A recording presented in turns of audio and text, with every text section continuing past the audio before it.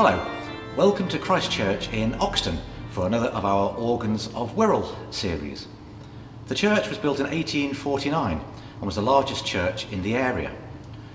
Wilfred Owen, the famous First World War poet who tragically lost his life only days before the end of the war, lived locally, and he has family connections with the church, singing in the choir and attending Sunday school here.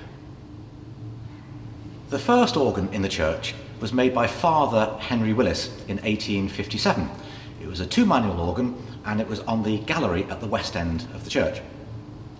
By the 1880s, the church was at capacity. They did some building work, remodelled the church, moved the organ off the gallery, repurposed that for congregational seating, and in 1888, Father Willis came back to build this three-manual 50-stop organ here in the chancel. Most of the pipework was reused from the old instrument, but revoiced to suit the new arrangement. The organ has a number of rare period mechanical features, one of which is the pedal department. Although the four pedal stops, open diapason, violone, bourdon and ophicleide, have a number next to them, which most stops do to show the pitch, they don't actually make any sound drawn by themselves.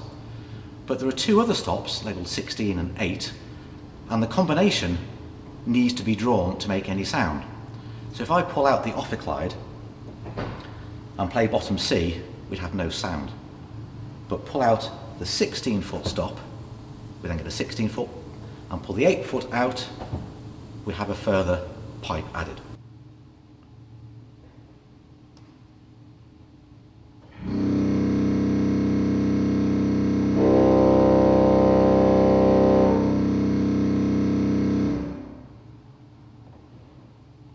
It's an early form of pipe extension, and it gives the department much more flexibility than it would have otherwise have had.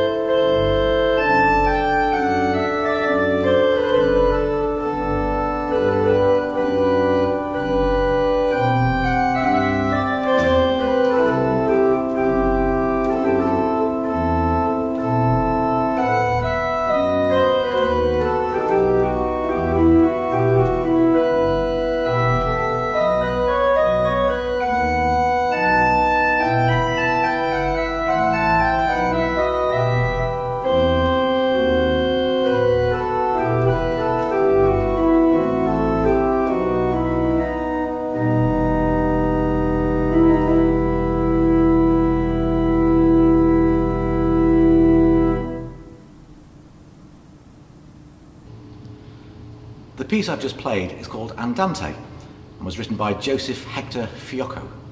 Fiocco was born in 1703 in Brussels and spent most of his working life working in Brussels before ending up at the cathedral with his final post. Another rare feature of the organ is the action, because this organ features the floating lever assisting machine. Now, Father Willis was a very competent organist, and he knew from experience that the best sort of actions are mechanical actions, because there's a physical link between the key and the palate, the valve which lets the air into the pipe. If the organist presses the key very quickly, the palate opens very quickly.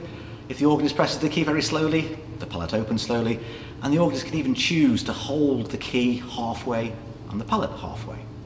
And this is important because it changes how the wind enters the pipe, and that affects the initial speech of the pipe.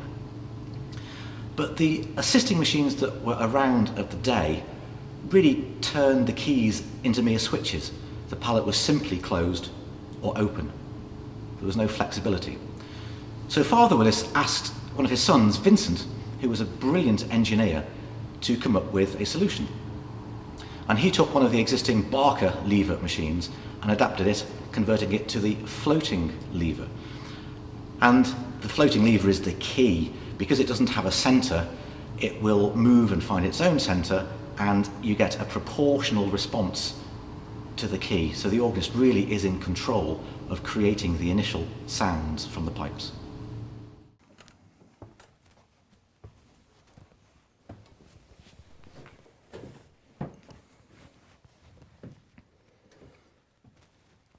Here we are inside the organ. The console is just to my left, and this whole space is crammed full of pipes, of action, rods and levers, tubes, the lot. The really interesting thing is the floating lever machine. And this is the great machine.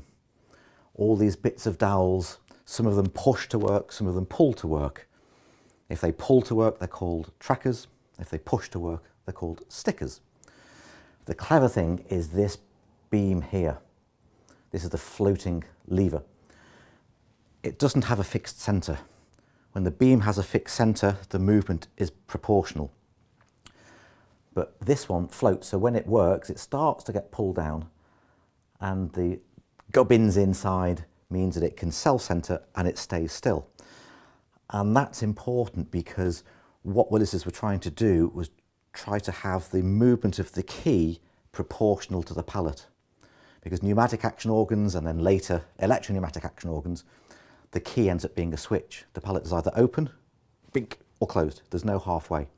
Whereas mechanical action organs, as you move the key slowly, the palate opens slowly. And this action mimics that same type of movement. Thank you for watching. Do check out our other Organs of series. And if you happen to know of a local organ in the area that's particularly interesting or rare, do give us a call. We might be able to come down and feature it on one of our videos.